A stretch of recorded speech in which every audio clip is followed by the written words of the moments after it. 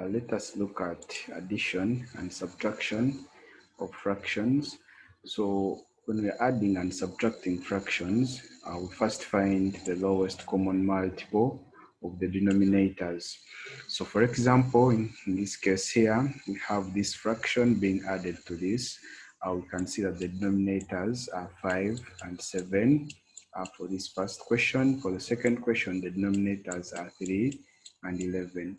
So meaning that when we are adding and subtracting these numbers, for the first case, we shall look for the lowest common multiple of 5 and 7. Then here we look for the lowest common multiple of 3 and 11, such that we can continue working out and get the solution.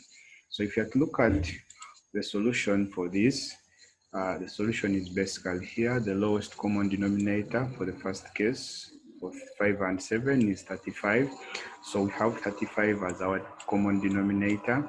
So we divide it by 5 to get 7, which we have to multiply by 2 to have this. So still 35 divided by 7 is 5, which we multiply by 3. So finally, when we add up this and sum them up, we end up having our answer as 29 out of 29 out of 35. If we look at the second example, we're supposed to subtract. The lowest common denominator is 33.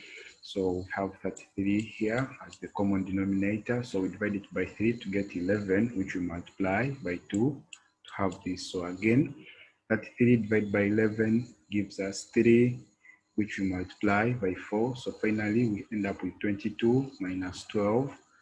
And our final answer is 10 divided by 33. So basically that is what we do for addition and subtraction of fractions. So what if now we have what we call mixed fractions?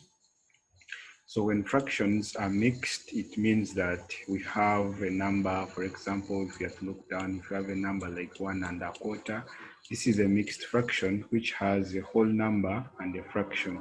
So 1 is a whole number, then 1 out of 4 is a fraction.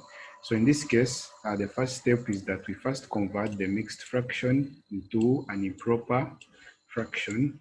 Then next we do the addition and the subtraction the same way we did in the previous examples. So if you have to look at this, and then we see what we do in this case. In this first example, we are adding this plus this. So we first convert this into an improper fraction, where we first multiply 1 with 4 and then add 1 to get 5 out of 4. And this will be 2 times 3 plus 2. So this is 6 plus 2, which gives us 8 out of 3.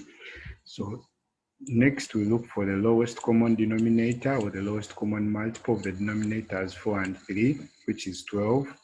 And the process moves on until we get our answer as 47 out of 12, which we can convert into an improper fraction, which is 11 out of 12, a mixed fraction, sorry.